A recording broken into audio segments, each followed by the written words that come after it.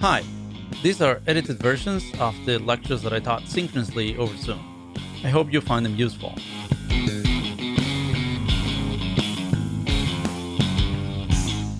All right, well, welcome to lecture 14. Today we're going to talk about HC variance estimation, where HC stands for heteroscedasticity consistent variance estimation. And, we got to part 3 of this class, which is the last block. Okay, I organized this class in 3 blocks. The first one was essentially estimation in mostly the linear model. And then the second one, we cover some topics. And then the last one, we're going to talk about, if you want to simplify it, you can say we're going to talk about standard errors. But more broadly, we're going to think about inference. And the way that I'm going to go about it is we're going to start today talking about the so-called heteroscedasticity consistent standard errors. Next class, we're going to add dependence. I'm going to talk about the hack heteroscedasticity autocorrelation consistent standard errors. And then after that, we're going to try to be more flexible with the dependent structure. So we're going to talk about cluster robust standard errors, which here are calling CR standard errors. And then after that, we're going to see that sometimes computing standard errors could be difficult, or there may be actually other reasons for us not wanting to use standard errors. And so an alternative way of doing inference, and by that I mean perhaps constructing confidence sets or testing hypotheses, is going to be to use some resampling technique, okay? And then there are many resampling techniques. In this class, I'm going to discuss 3: bootstrap, subsampling, and randomization tests, where one probably well-known element of the randomization test family is the so-called permutation test, okay? And so having said this, I think that this, let's call these 3 lectures over here, are going to be really standard from my point of view at the same level of difficulty that we had in this class so far. But the last 3 topics are going to be more advanced, okay? And before you say anything, I sort of like do that on purpose. Is the last week of class where I want to bump up the level of sophistication of the class as a way to transition you to the second year, where things are going to be more complicated. There's perhaps, from your point of view, less at stake in the sense that, if you pass your first year, now second year, you don't care about grades so much. But in terms of difficulties in a lot of classes, you're going to just push for a little bit more. So that's where we are, and that's where we're going. So today we come back to the linear model, and this slide should be a refresher of things that we did repeatedly before. We're going to have yxu, as before. Y and u are going to be scalars. X is going to be the usual dimension that we use in the linear model, k plus 1. So we're going to have a constant for x, which is going to be in the first component. And then beta is going to be, of course, also dimension k plus 1, where beta naught is going to be the constant term, and beta 1 through beta k are going to be the slope parameters. We're going to assume the 4 main assumptions that we use to get asymptotic normality. Those are: the expected value of xu is 0. There's no perfect collinearity in x. That the expected value of x prime is finite, and that the variance of xu is finite. We're going to, as before, assume that we have a random sample of size n from the distribution P, where P is the distribution of y and x under these assumptions. And so, given this random sample and these 4 assumptions, we showed before that a square root n beta hat n minus beta converges to a normal with mean 0 and variance b, where b had this like sandwich form, where we had the bread here given by the expected value of x prime inverse, and the meat, this middle term that is the expected value of x prime u squared. And here, beta hat n is just the least squares estimator of beta. So the testing problem that we're going to consider is a hypothesis on the vector beta. We're going to say beta belongs to some subset of its space that we can denote by bold B naught here, versus the alternative that it belongs to the complement. So B naught and B1 are going to form a partition of RK plus 1. And we're going to pay particular attention to the hypothesis for one component of beta. And, without loss of generality, we're going to consider the first slope. Okay, so we're going to think about beta 1 equal to z, beta 1 equals some number c versus the alternative that beta 1 is not equal to c. Okay, and by the continuous mapping theorem, we know that given the previous result, that gives us asymptotic normality for the entire vector, then square root n least squares of just that component minus beta 1 converts to a normal with mean 0 and variance b1, where b1 is the second diagonal element of the matrix B. Okay, you may ask, why are we focusing or paying so much attention to one component? Well, because we do this all the time, not because it is more important than other hypotheses that may actually be important in a given application. You may want to test that the sum of components equal to something, or that two components are the same, or any other hypothesis that involves more than one element. But this one, arises in any single table that you see in applied papers. So we want to focus on this. And hopefully, if you understand the delta method, you can really, once you have an estimator of the matrix B, you can test anything you want by using a wall test.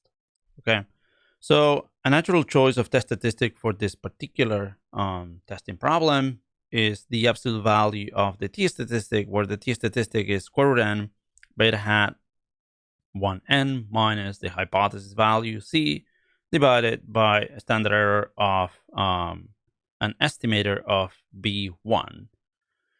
And so what this requires is a consistent estimator B hat of the limiting variance B. Because then if we have that, what we're going to choose as our B hat 1n is simply going to be B hat n 2, 2. Okay. Notice that in terms of indices here, we have this tension between 1 here and 2 here. The reason is that we have a constant term, so the first low parameter is the second component of beta. Okay, and so that's what happens. If you didn't have a constant term, the indices would match, but just so you don't get confused. So this is what we're going for today. A consistent estimator of B hat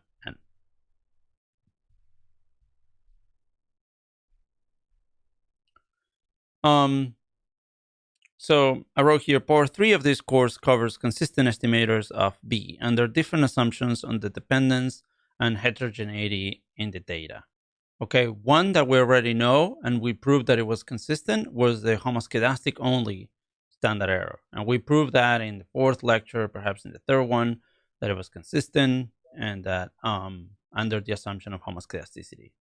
We also said at the time that if we did not believe the homoscedasticity assumption, we could use this other estimator that I'm denoting here by B hat n, which is the so-called robust estimator or heteroscedasticity consistent standard error when you take the square root, and is associated with the work of Holloway and also Eker and Hoover. So sometimes people call this the Eker-Hoover-White estimator or standard errors. Okay, so I'm going to be using this notation EHW or HC standard errors. Okay, and you're going to see this depending on the reference you look at. You're going to see this terminology. They all mean the same. HC stands for heteroscedasticity consistent. Robust mean robust to heteroscedasticity, and EHW is the short for this 3 main references. Okay, so Just to recap here so that we're on the same page, B hat n is also takes a sandwich form, of course, and it has an estimator of the breadth, which is just the usual 1 over n sum of x prime inverse. And then we have the same term over here. And then by the weak law of large numbers, we know that this component over here converges in probability to the expected value of x prime. So we know, and we said this repeatedly, that these terms that appear in limiting variances, and in particular the breadths are easy. And the reason why they're easy is because typically you already dealt with these terms when you were doing estimation, okay? Which this term shows up in the formula of least squares, okay? Because least squares is this sum inverse times some other sum. So typically the breadth already showed up in your estimator. And so by the time you're thinking about variances, you already know how to deal with this, okay? So this guy here, we know that converges in probability to the expected value of x prime.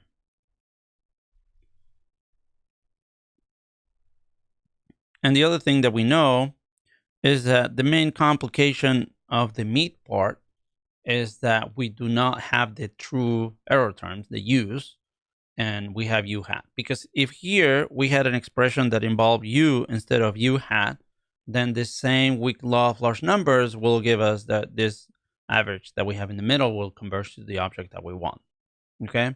But the problem is that we don't have that. What we do have instead are these residuals.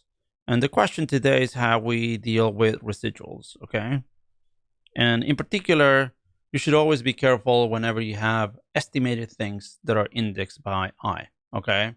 Because I indexes the number of observations. And if you view u hat as an estimator, well, we have n of them, okay? We have n observations for this estimator. It turns out that the particular structure that u hat has is going to be favorable, but it's going to always be better to work with sums, okay? And that's what we're going to do today. So today, part of the work is going to be to prove that this estimator is consistent, and that's going to be part of the goal. So we wish to prove that B hat converges in probability to B. That is consistency, okay? And as I just said, the main difficulty is that if we want to show that the meat part converges to the desired object, which is this variance, okay, then we have to deal with this residual. And so one easy thing as a general way of doing proof is that whenever you have something, but you would like to have something else, is a good idea to add and subtract what you want. And so what I'm saying here is that this is the sum that we have to deal with, but I would ideally like to have this one, which includes the u's here as opposed to the u hats. So you know what? I'm just going to add and subtract this. And so I have the nice term here. And I know that the weak law of large numbers gives me that this term converges to the part that I want. Okay? So proving my result is equivalent to saying that this second term, which captures the difference of what I have from what I want, has to converge in probability to 0. So this is what I wrote here. The first term, under the assumption that the variance of xu is finite, converges in probability to the variance that we want by the weak law of large numbers. The second term is the one that we wish to show that it converges in probability to 0.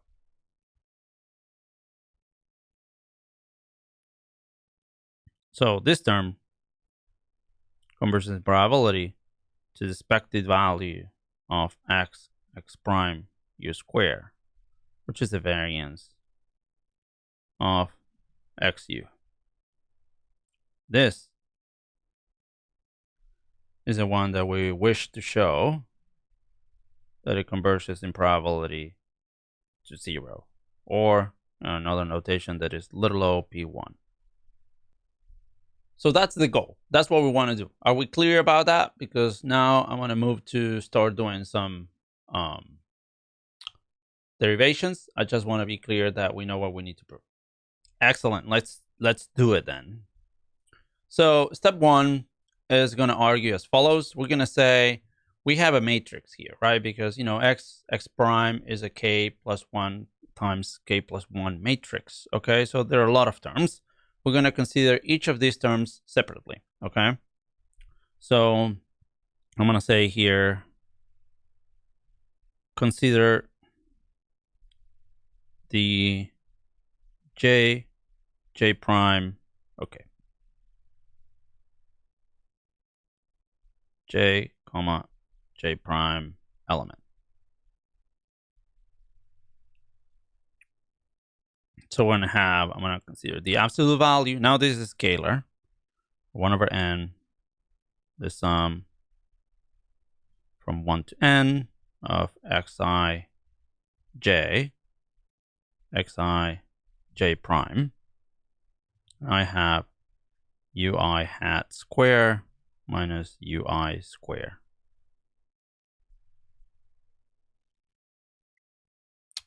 So by triangle inequality, this is 1 over n, the sum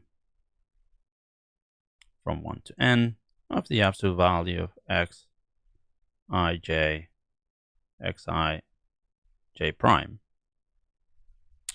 times the absolute value of u hat I square minus ui square.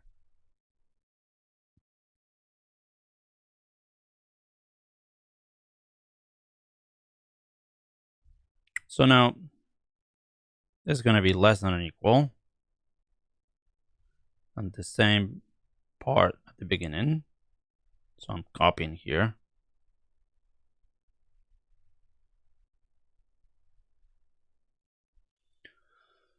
And then with the u hat square minus ui square, what I'm going to do here is just I'm going to take the maximum over I.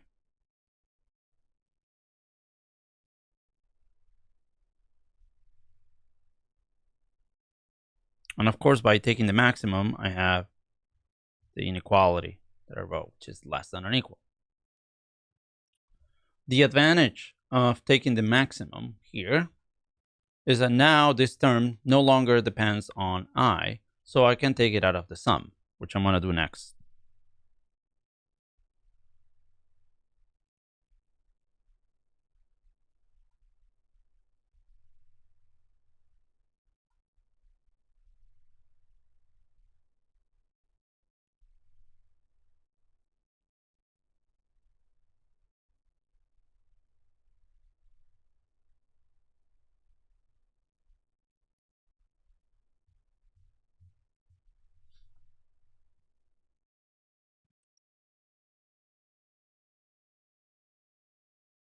All right, and so now I have that this second term converges in probability to the expected value of xij prime, which is finite by our assumption 3 that I wrote before that says the expected value of x prime is finite.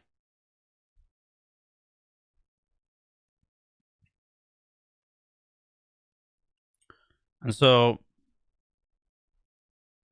at the end of the day, what we wish to show is that this is little op1. So I'm going to say here, result follows from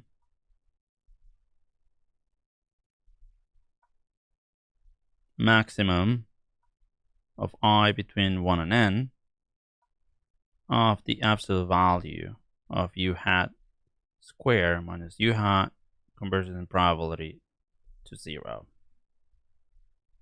What we want to show is that this matrix over here converges in probability to 0. We do this by looking at element by element. We look at an arbitrary j prime element, and then what we see is that this only depends on this maximum going to 0. So if we can prove this, then it follows for every single term, okay?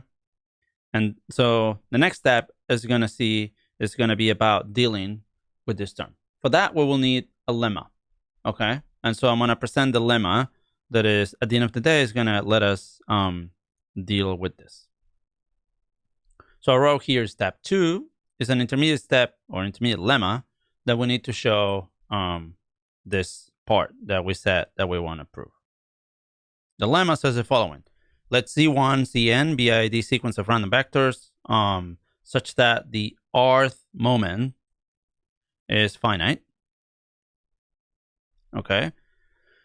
Then the maximum of the absolute value of these random variables is little op n to the 1 over r.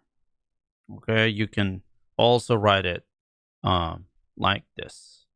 So what this lemma says is that if you take the maximum of some random variables, the maximum is going to grow. Okay, it's just going to get larger and larger the more observations you use to take this maximum. But how fast it grows, it depends on the moments of the random variable. And the more moments you have, okay, the slower the rate of explosion, if you want, of divergence of this maximum. Okay, because R appears over here. And so then this is the lemma that we want to use. And first, we're going to just prove it.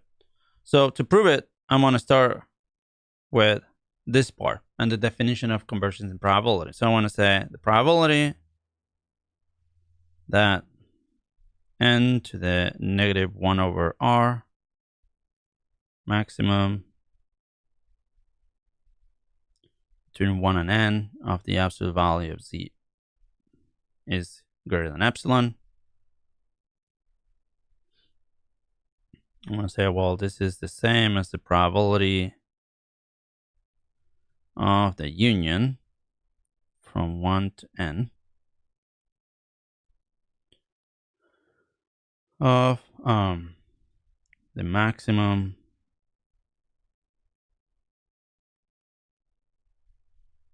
of course, no maximum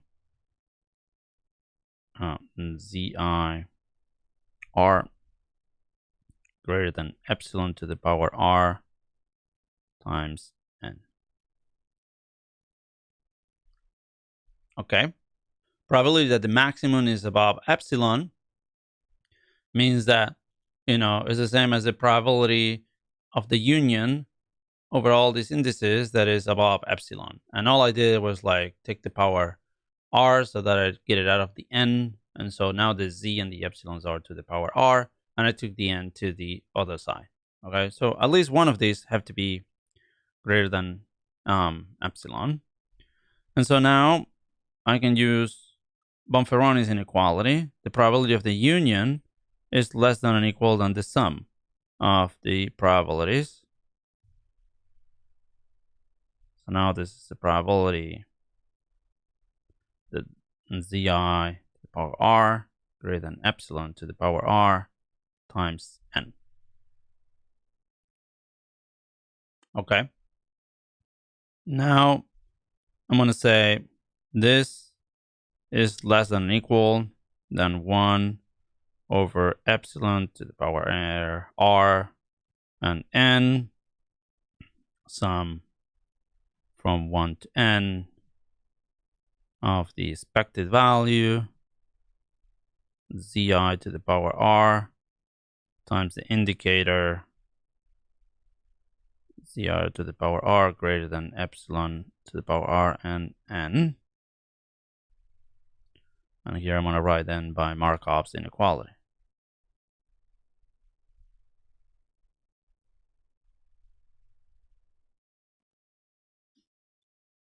So the probability is less than or equal than this expectation.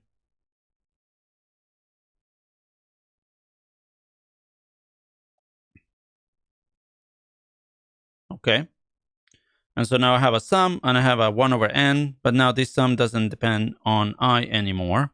So this is the same as 1 over epsilon to the power r times the expected value, the absolute value of zi to the power r times the indicator of the same event.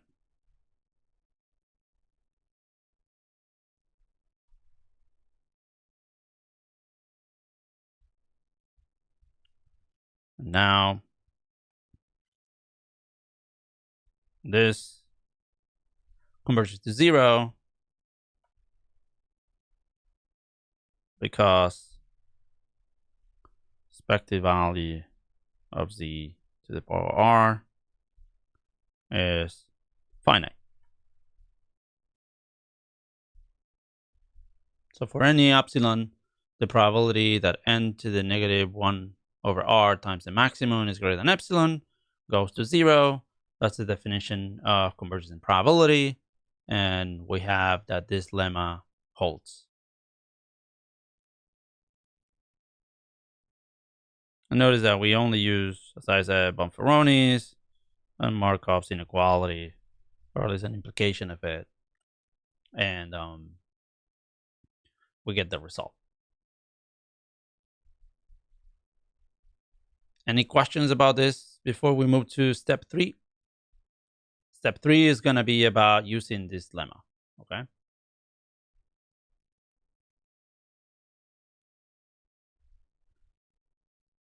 Well, let's continue, and then we can always come back and revisit what we're doing here.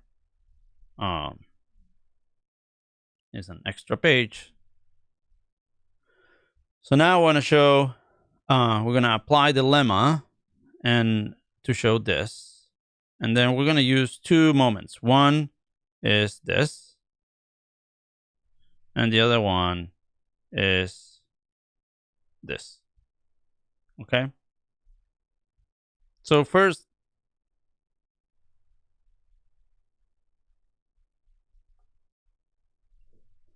notice that u hat, I want to find an expression for this. Okay, so I'm going to say here expression. So notice that u hat I, okay, from what I wrote in a couple of slides ago, is just ui minus xi prime beta hat minus beta. And so ui hat square is ui square minus 2 xi, minus 2 ui xi prime beta hat n minus beta plus xi prime beta hat minus beta square. And so the maximum of the absolute value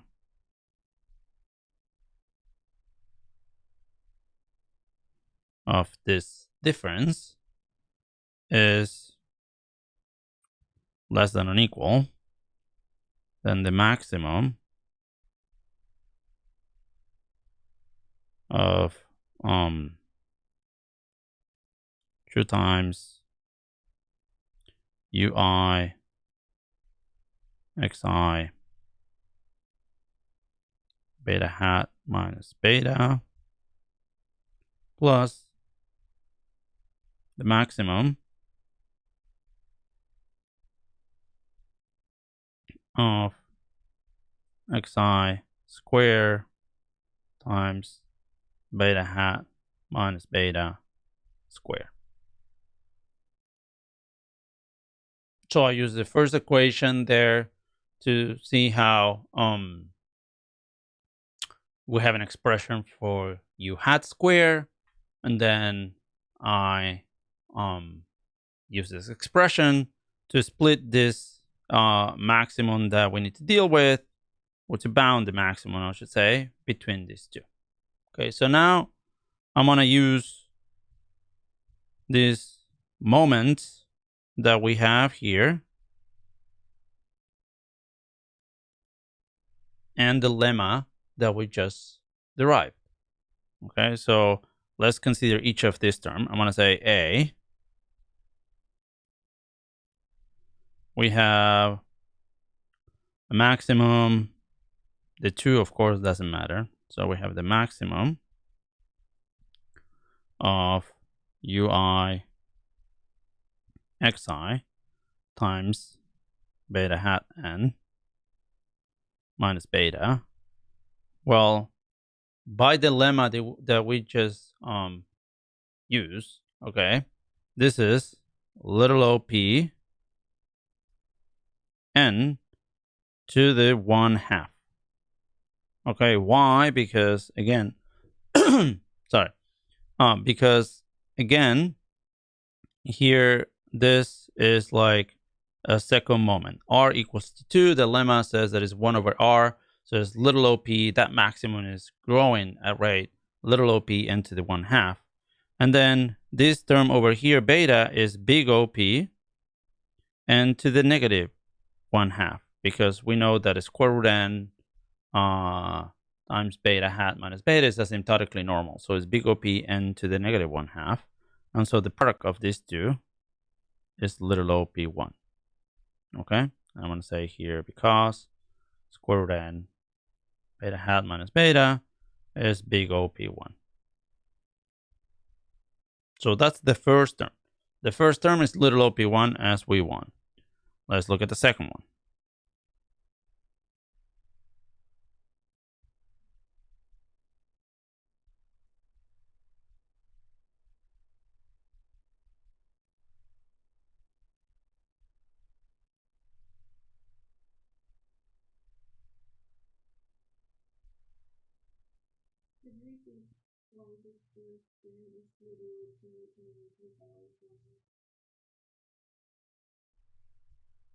This term. This follows from the lemma that we just said. If you have a variable that has a moment r, then the maximum of the absolute value of that variable is little op n to the 1 over r. And so I said here, this random variable u times x has 2 moments, so r is 2. And so the maximum of the absolute value of that random variable, the lemma says, is little op n to the 1 over r, which in this case is 2. That's the application of the lemma.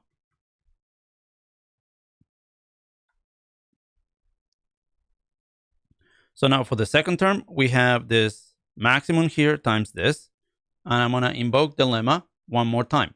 So look that the maximum here of the absolute value of this random variable squared. So our z in the lemma is x squared. Okay.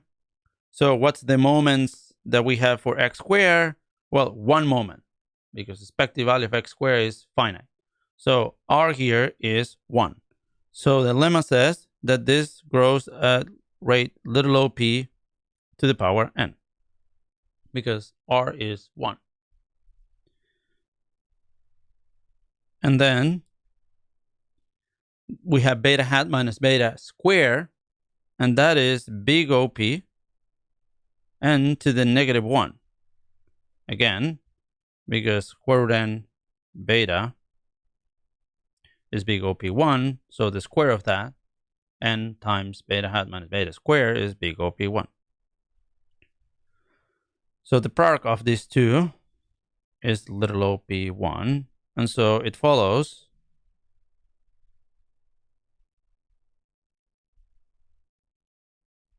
that the maximum of u hat square minus ui square is little op1, as we wanted to show.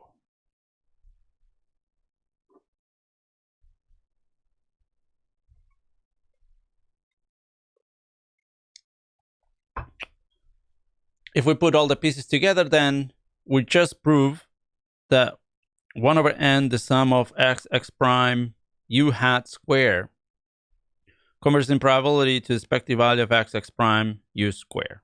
Because we split this in two. One was obvious, the other one needed to go to 0, which we just proved. We also know that the breadth converges to what we want.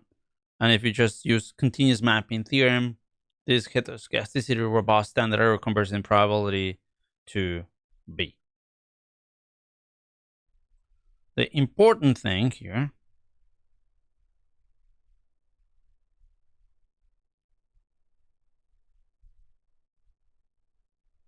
result needs our assumptions 1, 2, 4, and nothing else.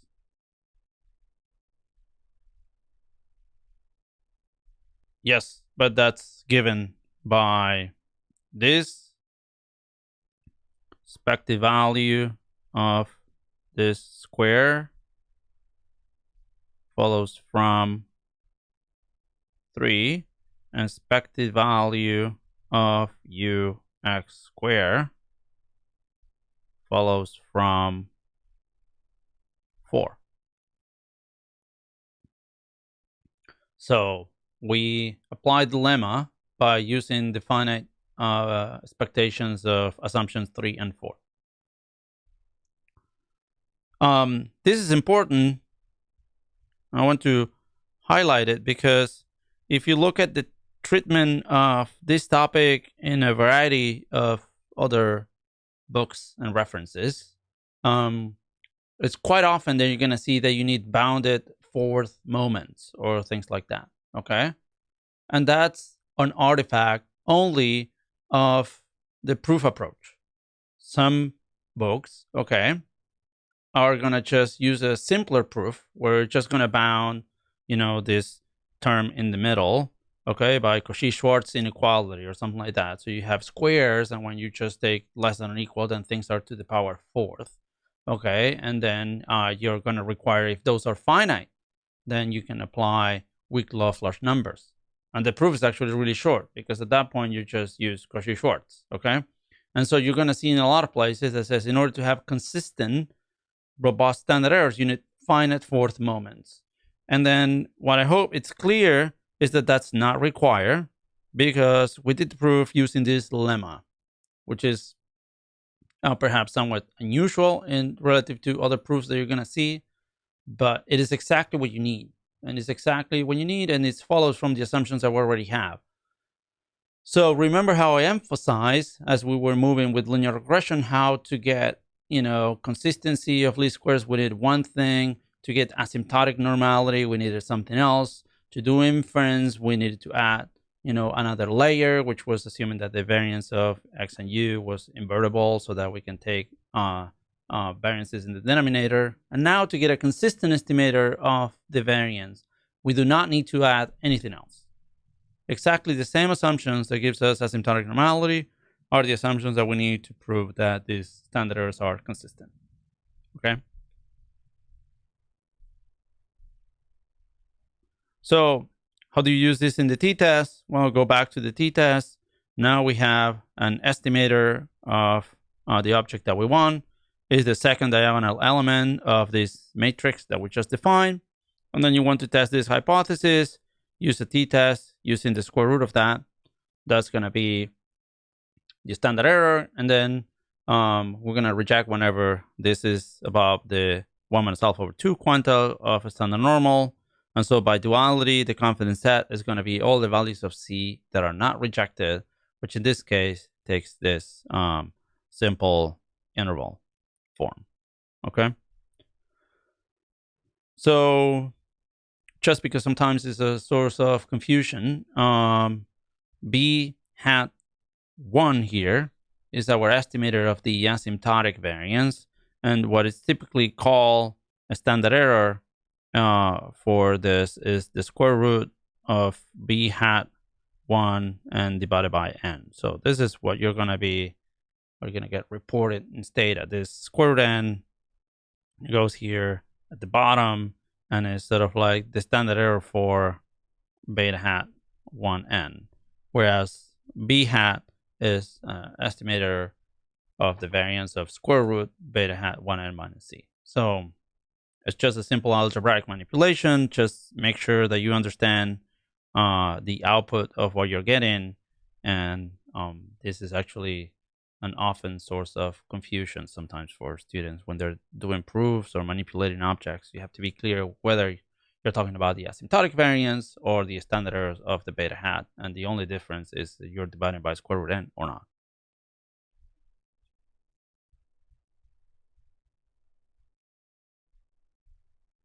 So Questions?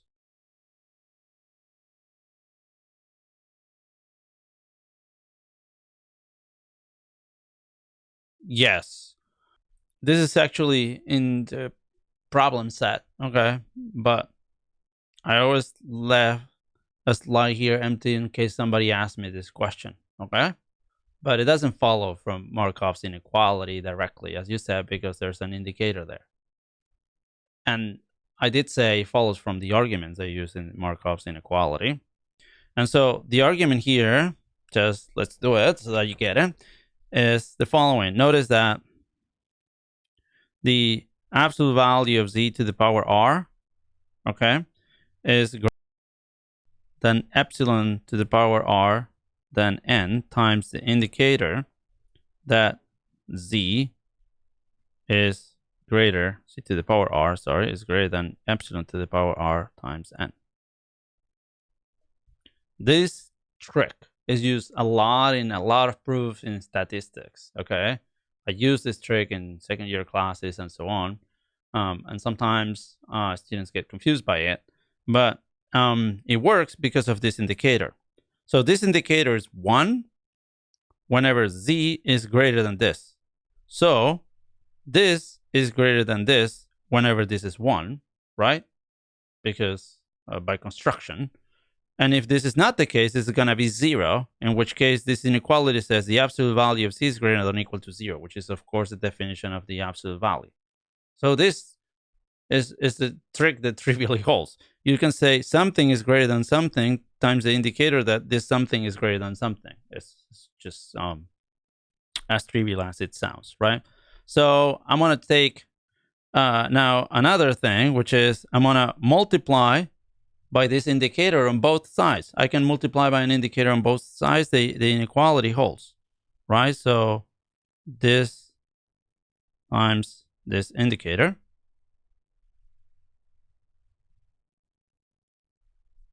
is greater than or equal than epsilon r n times the indicator. And the indicator times the indicator, or if you want the indicator square, is just the indicator. I'm gonna, this is a bad location for this. I have space. Let me do it here.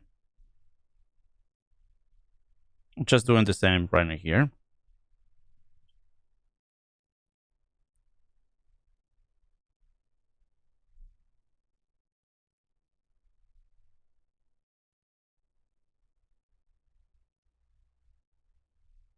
As I said, the indicator times the indicator, or the indicator square, is just the indicator. So you get this. You agree with that? Now, take expectations on both sides. I have expected value of the absolute value of ZR times this indicator. And now you can start to see where the indicator comes from. Is greater than or equal than epsilon to the power r n. And the expected value of this is, well, I'm just right. The expected value of the indicator that the absolute value of ZR is greater than epsilon. Well, then the probability, notice this guy over here is just the probability of this event, right? So the probability that c to the power r is greater than epsilon r n is less than or equal than 1 over epsilon r n. I'm taking this guy now to the other side times this expectation. And this is exactly the inequality we use in the proof.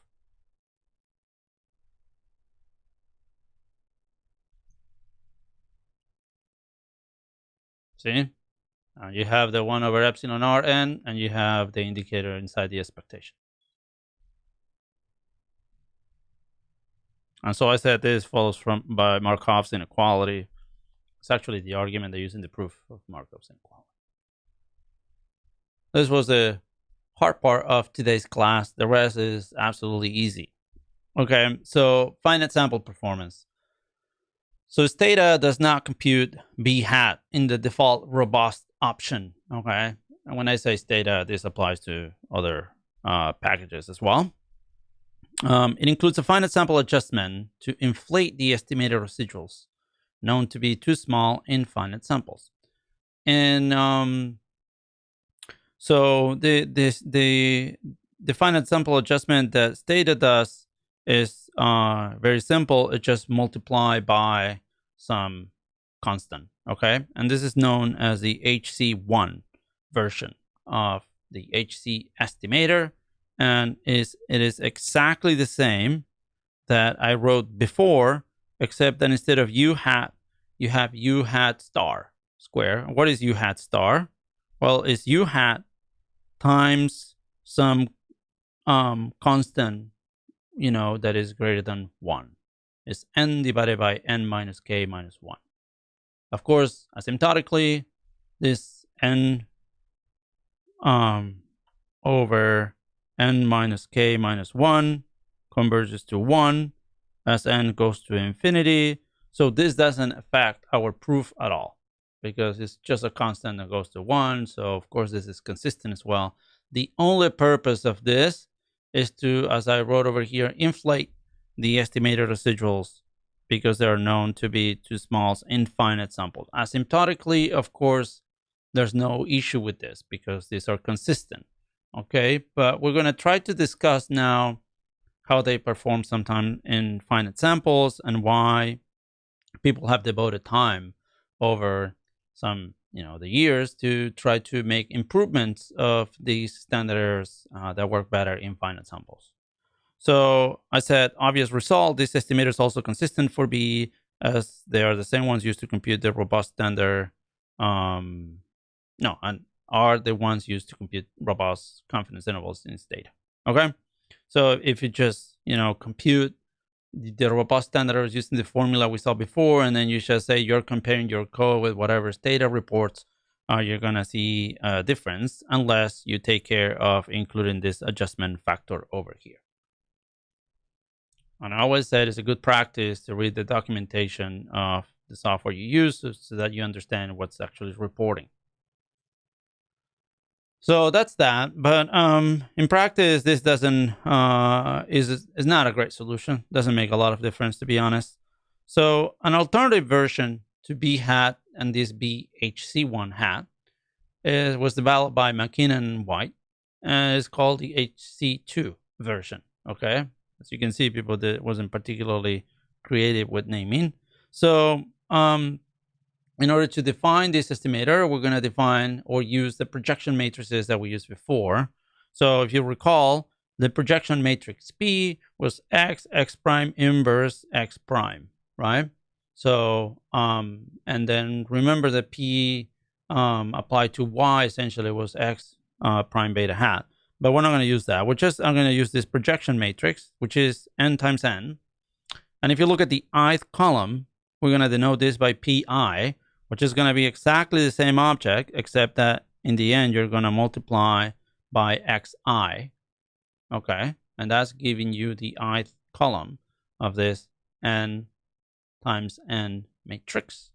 And then if you want the I element, then you just multiply by xi on both ends of this, and then you get the ith element or the ith diagonal element of this projection matrix P. Okay, so we're going to use this notation now for the new version of this formula that we're going to use. The other object that we need is we're going to call omega, the n times n diagonal matrix with the ith diagonal element equal to this, the variance of u conditional on x. So omega is diagonal, and the first component is the variance of u conditional on x1. The second diagonal entry is the variance of u conditional on x2, and so on. It's n times n, and it's diagonal. Another element is this ENI, which is the n vector where the ith element equal to 1. All the other ones are equal to 0. So it's going to be an element that when you multiply this times a vector, you pick up the ith element of the vector. Okay. And then finally, we're going to have the identity matrix, n times m, and this m projection matrix, which we call a residual maker matrix. So this is notation, nothing sophisticated. It's just that this HC2 version that I want to introduce next, okay? Which again, the goal is to improve performance. The goal is to, in a way, inflate the standard errors. And in particular, this paper tried to understand why this happens, okay? In order to describe this, I need this notation. So since we have used this notation before, except for the omega, but the omega is a simple object, we should be fine, I guess. So now, the residuals are y hat, and then y hat are y minus x beta hat. And then you can write them in matrix notation as follows. U hat is this vector E and I times the residual maker matrix times the true vector of error terms, okay?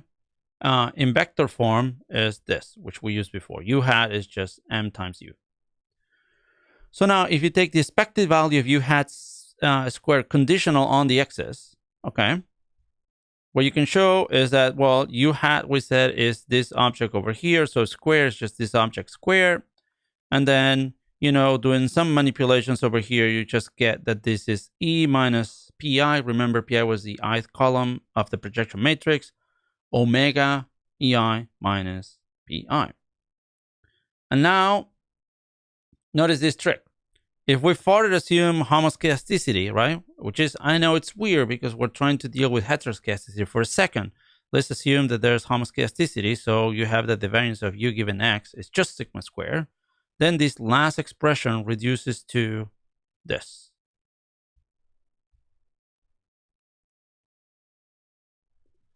So the takeaway from this is even when the error term u is homoscedastic, notice that we assume homoscedasticity over here. The least square residuals u hat is heteroscedastic. So the variance of u hat square given x, or the expected value of u hat square given x, is sigma squared times a term that depends on ii, which means that depends on x. So even when the variance of the u given x is constant, this is now going to translate to the residuals. So not only that, notice that ideally in the homoscedastic case, you want this to be equal to sigma squared, and you're getting sigma squared times 1 minus p. And since this matrix, you can show that it is smaller than 1, or it's actually between 1 over n and 1, it follows that the variance of u hat underestimates sigma.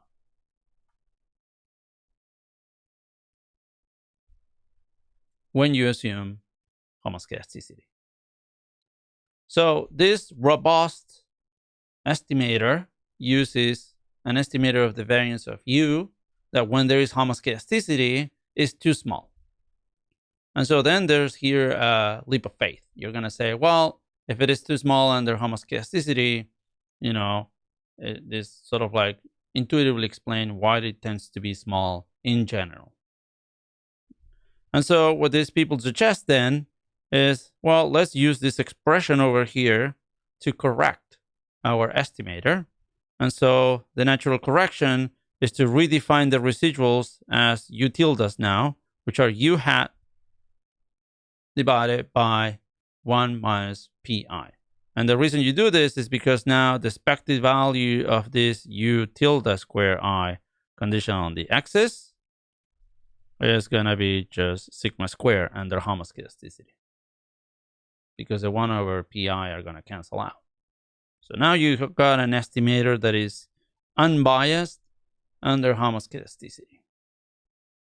And you're bumping it up, right? Because I said that this guy here is less than 1. So 1 over 1 minus pii is greater than 1. So you're increasing, you're inflating, if you want, the residuals, okay? And as I wrote here, follows that u tilde square is unbiased for this under homoscedasticity. That takes us to the so-called HC2 version of standard error. Exactly the same that we had before, except that instead of using u hat, you have u tilde square. Now, people are going to say this estimator is unbiased under homoscedasticity. In general, under heteroscedasticity, it is not unbiased. Okay, so it is biased. There's one famous example that I'm going to discuss in a minute that is called the variance-Fisher problem, in which case this guy is also unbiased under general forms of heteroscedasticity. Now, even though nobody proved that this estimator is less biased than the other versions that we discussed, it is expected that it's just going to have lower bias. And in simulations, okay, this is supported. Okay. One thing I want to emphasize is that some of these arguments, and not to mention if I get to the end to include something that I'm not sure I'm going to do, but some of these arguments in this literature that tries to improve the finite sample performance of these standard errors are heuristic. Okay, because if you just think about what we did here, which is in the middle, we assume homoscedasticity, we derive an expression, we use that expression to correct the use, but of course we're after something that performs well under heteroscedasticity, so it's kind of obvious that you're not going to be able to prove any formal result when you assume homoscedasticity in the middle of the argument, right? So the arguments are heuristic. That doesn't mean that they don't lead to valid insights, okay? If you ask me right now, okay, between HC, HC1, and HC2, which one I recommend that you use in practice is HC2. I don't think that there's a good reason not to use it, okay? So, and as I said, for example, is not the default option in the comma robust. And then you might say, well, this is something that is going to become evident later, right? You may say, well, these are like finite sample considerations. Is performance in finite samples, in small samples? In my paper, I have a large sample, so I don't care because I have big data. Okay. And then I'm going to say, well, fine. But all these discussions are going to become absolutely relevant when we get to clusters. Because even though people have a lot of observations in a lot of applications, there could be a lot of observations, but the number of clusters are often, not always, but of course, but often small. And then all these considerations that here apply to the sample size, exactly the same analogs are going to arise when we talk about clusters. And at that point, it's going to depend on the number of clusters. And so if you have 100,000 observations and 12 clusters, well, it's as if you have 12 observations for these purposes. So all this is going to become relevant. But I'm jumping ahead. I'm just saying these finite sample considerations are quote unquote in vogue, not so much because of this heteroscedasticity consideration, but because they apply equally to the case where we have clusters. So we talk about HC2. Why not we keep going? Well, it turns out that there's a business about this. So you can go HC3, HC4, HC5. I know up until HC5, I bet a lot of money that there's an HC6 for sure published somewhere. And so all these papers came with like different heuristic adjustments, okay, to correct the residuals, okay, using different types of insights from different perspectives, okay? And the HC3 in particular, notice that it's exactly the same as the HC2, except that you have a square over here. Why will you bring a square? Well, because now is that you can, make this justification if you talk about something called the jackknife estimator of the variance, which, I'm not going to talk about. If you heard about this before, great. If you haven't, it's irrelevant. Certainly, I'm not going to ask a question about this, but I'm mentioning here because it's not that it's coming out of nowhere. There's a justification behind. But I wrote here, we will not consider this in class as these adjustments do not deliver noticeable additional benefits relative to HC2. And I wrote, at least for the purpose of this class. But even in other classes where I cover these topics in more depth, I just don't talk about HC3 and on too often because there's not a lot of point in it, okay? I do think that there are merits from going from HC1 to HC2, and this is what I recommend that at least you have in mind when you report your standard errors. All right. Questions about this? So now what I'm going to do is we describe how to estimate robust standard errors in general in the context of a regression, and you see how these expressions that are like projection matrices, these corrections, and so on appear. And when you talk about this stuff at a level of generality like that, sometimes you lose perspective of what you're doing. And what I want to say is that this problem of quote unquote heteroscedasticity is really old. It's really old. And then, of course, at the time was not called even heteroscedasticity. It was the problem of if you wanted to estimate the mean of two normals when the variances were potentially different. Okay? And mean of two normals with variance, being potentially different are like a topic that, goes back 100 years. And it's known as the variance Fisher problem. So I want to talk about that. It's really stylized. It's simple. It's not something that is related to, it is related, but that affects what you know about this thing. It's not going to affect your choice of an estimate of the standard error, but hopefully it will help you understand where the problem is coming from. And that's why I include this in this class. So let's talk about it. As I said, this is called the variance Fisher problem. And is the simplest version of understanding homoscedasticity versus heteroscedasticity. So the variance Fisher problem is compared the means of two normals when the variances are unknown. Okay, so I'm going to do this using potential outcomes notation, because at the end of the day, you can say that the variance Fisher problem is absolutely related to testing hypothesis about the average treatment effect. So suppose you have a y0 that is normal with mean mu 0 and sigma squared 0. You have a y1 that is normal with mean mu 1 and variance sigma squared 1. This is a special case of the linear regression with a binary regressor. With a binary regressor where x is just an intercept, and d, where d is binary and is typically the letter we use to denote treatment. So the coefficient on D identifies the average treatment effect here, where the average treatment effect is just the difference of these two means. Okay, so as I said, you can go back in time to think about how you test hypotheses of the difference of two means in the normal case. And then you can phrase that, if you just bring to the terminology we use today, as hypothesis about the average treatment effect in a normal model. So to be specific, you consider this regression, y on beta naught, beta 1, d plus another term, and then y is just the usual observed thing where you observe y1 when d is 1 and y0 when d is 0. We're going to assume today that u conditional on d is normally distributed. So u and d are,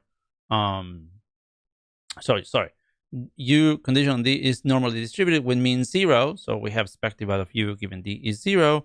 And variance of u conditional on d being sigma 1 and sigma 0, which is exactly this setting that we have at the top. These are two alternative ways of writing exactly the same setting. What we want is the average treatment effect, which equivalently is this low parameter in this regression, which is the covariance of y given d, y and d divided by the variance of d, which is given by this. Okay, and the least squares estimator is no other than the difference in means. So this literature, as I said, that when it was written, of course, did not make these connections. It was just about the difference in means. Well, what we're doing here is also the difference in means. Where y1 or y0 is just the mean of y whenever d is equal to 1 or 0. And then I'm going to use this notation nd, n1, and n0 to denote the number of observations where d is 1 and the number of observations with d equal to 0.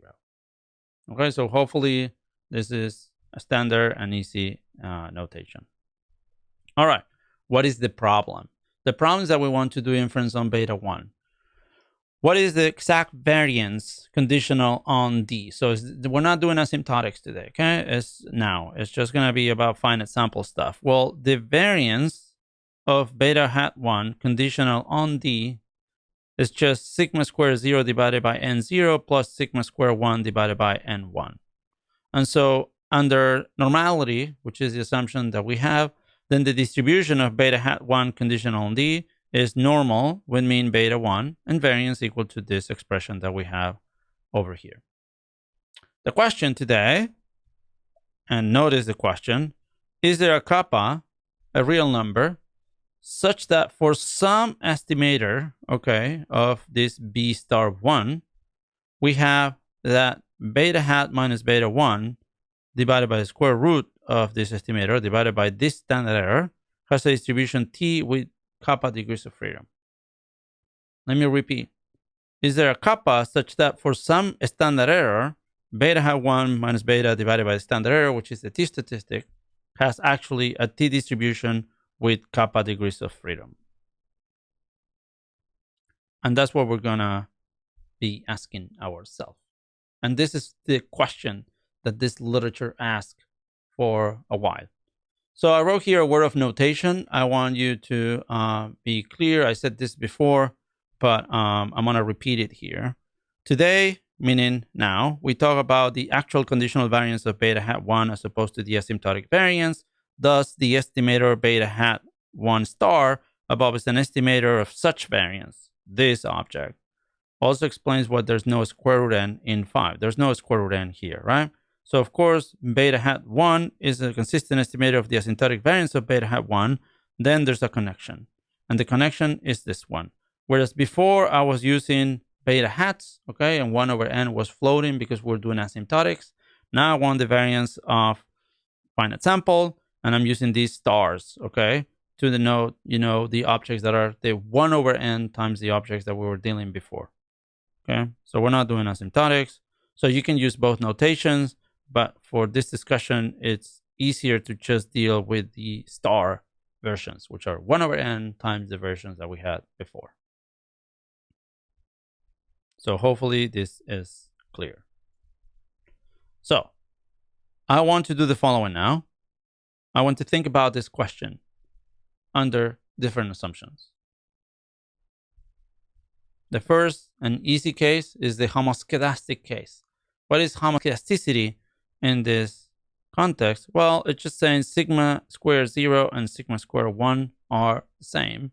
I want to just call them sigma square. So when you look at the conditional variance of beta hat 1, it should take this simple form. So notice, look at this expression. It's sigma square 0 divided by n0, sigma square 1 divided by n1. If you just put sigma square here, you pull it out, and then you have sigma square 1 over n0 plus 1 over n1. And that's the expression. How can you estimate sigma square 0? Well, by the usual, sum of u hats divided by n minus 2. And then the estimator, homoscedasticity estimator, is just going to be sigma hat square times 1 over n0 plus 1 over n1. That's the natural estimator, and it has two features that are important. The first one is that this estimator is unbiased. Okay, so in sigma hat here, we did it such that it's an unbiased estimator for sigma square. It follows that the estimator is unbiased for the true variance. So that's nice.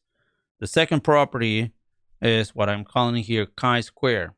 Under the normality assumption of u given d, the scale distribution of this estimator b hat star is chi-square with n minus 2 degrees of freedom. In other words, if you just do this estimator divided by the 2 variance times n minus 2, the properties of the normals gives us that this is exactly chi-square with n minus 2 degrees of freedom. And if you put everything together, then the answer to the previous question is yes. The answer holds for kappa equals n minus 2. There is a real number, in this case n minus 2, such that beta hat 1 minus c divided by the square root of this estimator is exactly a t-squared distribution with n minus 2 degrees of freedom. And this, if you recall, the statistics that you took when you were 10 years old, it said that if your testing hypothesis about a normal distribution with known variance, you had a t distribution, okay, floating around. This is exactly that, okay? And you see how the homoscedastic case, which historically, when people started thinking about regression, they had this type of problem in mind or as a benchmark, how people assume homoscedasticity early on, because that gives us the usual t distribution for the t statistic. So hopefully the answer to the question for the case where we assume homoscedasticity is clear. Also, hopefully the homoscedasticity assumption in this context is easy to interpret.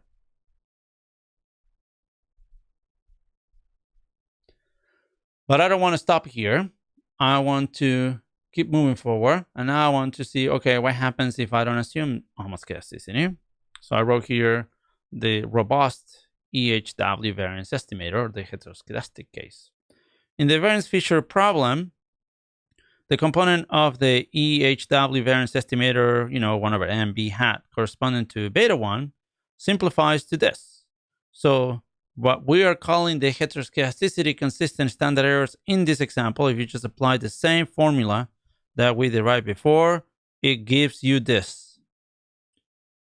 It gives you sigma hat 0 divided by n0 plus sigma hat 1 divided by n1, where sigma hat d is just the variance of the y's, provided d is 1 or d is 0, right? So it's, if you think about it, the natural thing to do.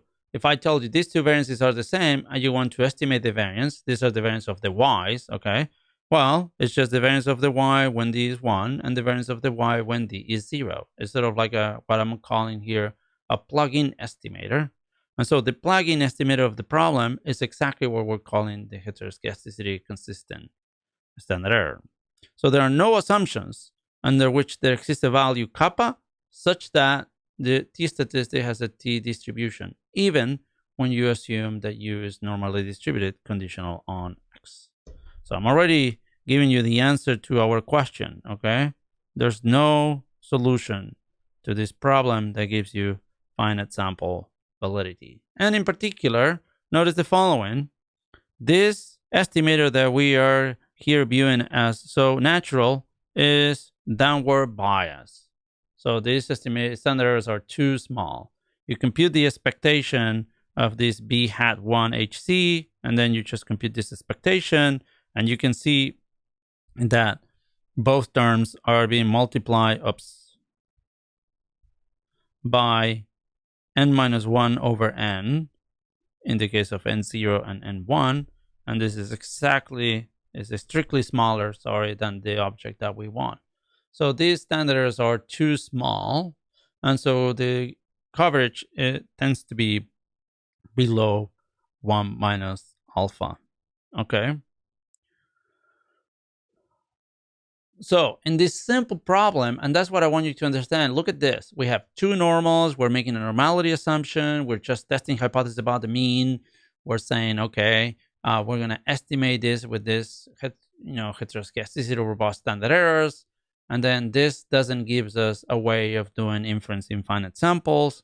And if we just do it, okay, we get standard errors that are too small. So people don't like the fact that this is too small, don't like the fact that this confidence intervals undercover. So an ad hoc correction here, sometimes that you're going to see, read, or whatever, is instead of using the normal quantile, just use a t quantile. The same t that we got under the homoscedasticity assumption, okay? Use it here as well, because, you can show that this number typically is going to be greater than that one. And so using a larger critical value may improve the coverage, okay? As I wrote here, these type of corrections are often highly ineffective, okay? They don't accomplish much. So now that we're here, if you look at this problem that I said here is downward bias, then you realize quickly that the problem is that the estimators that I'm using here are biased. estimators of the sigma square. So what if instead of using a bias estimator, we decide to use an unbiased estimator? And so that gives us what we're calling before the HC2 version of the standard errors. And in this context, it only amounts to, instead of divided by n when you compute the estimator of sigma square, as you know, if you use n minus 1, you get an unbiased estimator. And so now instead of using sigma hat square 1 and sigma hat square 0, you use sigma tilde, where the tildes are exactly the same, except that you divide by n minus 1. In this particular problem, this correction removes the entire bias, even under heteroscedasticity. So a couple of slides earlier, I said, be careful because the HC2 version is unbiased under homoscedasticity. Under heteroscedasticity, it is generally biased, okay, except in some simple problems. Well, the simple problem is the variance Fisher problem, where the HC2 standard error actually is unbiased under heteroscedasticity. So I wrote here, the estimator B hat HC2 is unbiased for B1, but it does not satisfy the chi-square property in B. As a result, the associated confidence interval based off of normal critical values are not exact. So no assumptions under which there exists a value of kappa such that, even when U is normally distributed, we have a T distribution for the T statistic. And notice that here we made progress, because if you compare this with the homoscedastic case, we said there were two features that were important to get the result: unbiasedness and the chi-square result. And with the HC2, we got the first thing. We got unbiasedness, okay? Just we didn't get B. And in order to get a result like this, you need A and B. Here, we didn't get anything. With the HC2, we got unbiasedness, but we didn't get B. So, notice, look at this table. This table is a very simple simulation. You're going to find this simulation mostly home in Econometrics. It's also in a paper by Immons and Colasar, okay, that is about this topic. It's about the variance Fisher problem. And as I said, the variance Fisher problem is a problem for the 1950s or earlier. I forgot I should know this, but definitely at that point it was discussed. And then what is a paper in 2016 doing talking about these things? Because as I said, this paper is mostly about clusters. And all these discussions that happened a long time ago now become more relevant when you do have clusters, okay? So notice the simulation. Sigma square 1 is 1. Sigma square 0 is 0, 1, and 2. So, of course, when sigma square 0 is 1, we have homoscedasticity, okay? And so here, we have the performance of these three estimators that I showed using two critical values: the normal, z1 minus alpha divided by 2, which is the infinity one, and the t with n minus 2. And notice this.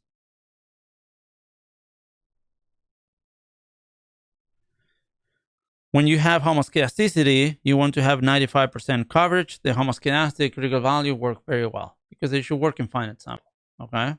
In particular, with the second one, because it's t-distributed. Using a normal critical value is an approximation. But when you use a t-distribution in the homoscedastic case under normality, you get the exact coverage. That works. Now, when you look at, if homoscedasticity is not the right assumption, you see how using homoscedastic robust standard errors could undercover or overcover. Overcover may not be a big problem, but undercoverage is a problem. So what if you use robust standard errors? Well, you want to have 95, and look the improvement. You went from 72, 74 to 76, 78. And you can say, well, that's better. Yeah, it's better, but it's still really off from 95%. And notice here, even with the homoscedastic only, you were overcovering, which is not bad, but here with the heteroscedasticity robust, you're undercovering. Then you say, like, well, we know that HC is bad because it's biased and whatever. We can do better if we use an unbiased thing. And then we do. When we just move to the HC2, which I said, generically, most often performs better than the usual HC. You do better. Now you do dramatically better than the homoscedastic only, but you still run short from 95%. Okay? And so this shows you that these methods have problems, and these simulations have been specifically designed to illustrate these problems because of the sample sizes. So there are 30 observations. This is a finite sample problem, and there are only 3 for y1 and 27 for y0. And so what I wrote here, the intuition of why this, for example, this choice of degrees of freedom here is so bad. Well, think about the following. I wrote here n minus 2 may be a poor choice of degrees of freedom if you want to use this type of correction. Because suppose that n is equal to 3, same in these simulations, but now n0, instead of making it 27, let me make it 1,000,000. So to illustrate the contrast. Then in this case, the expected value of y conditional on d0 is precisely estimated with a variance that is roughly 0, right? Because I have 1,000,000 observations. So heuristically, the t-statistic, the randomness of the t-statistic only depends on the y bar part, y bar 1 part, because the y bar 0 is, you get it right. And then you look at this, and suppose now that you assume normality and all the stuff that we said before, what's the distribution of this?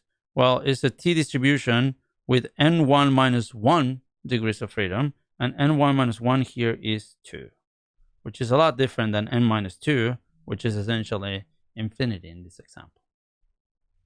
So situations in finite samples where you have distributions, for example, in the case of assignments like this one, completely skewed, where you have a lot more observations than for one assignment than the other one, are precisely the type of situations where this is works worst. Of course, now if you think about the distribution or the problems in a regression where you have many x's, the x's are continuous and so on, the problem is a lot more difficult to understand, but there's work there, and it now will depend on eigenvalues of the x prime x matrix and so on.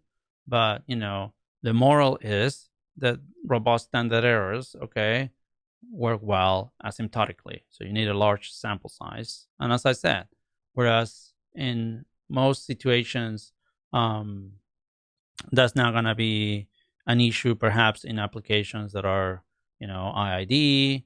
When we go and talk to clusters, those could be a problem.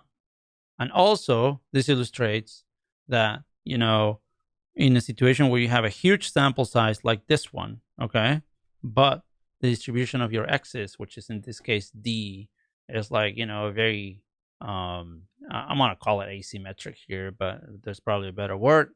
That could be an issue as well. So large samples are not necessarily making this standard errors work well in finite samples. So at the end of the day, this is what you have available. And in practice, people use this guy a lot just because it's the robust version by default in Stata.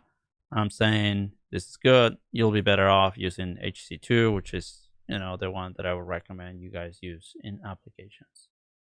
You may still have, again, problems in finite samples. There are ways to do that, which I'm not going to describe today, but I'm going to give you some hints, okay, in a minute.